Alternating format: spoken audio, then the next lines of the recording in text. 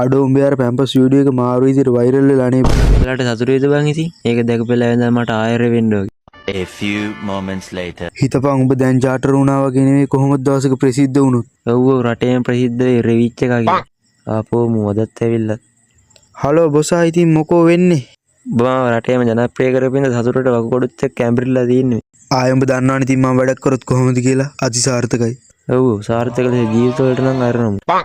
මොකක් හරි උඹ කිව්වද? නෑ බං මම මේ කල්පනා කරේ අර පොඩි කාට කොහෙන්ද එච්චර හයියක් ආවේ කියලා. ඕක තමයි ප්‍රශ්නේ. A few inches later. අඩෝ පොඩි එකා මෙහෙට වරේ.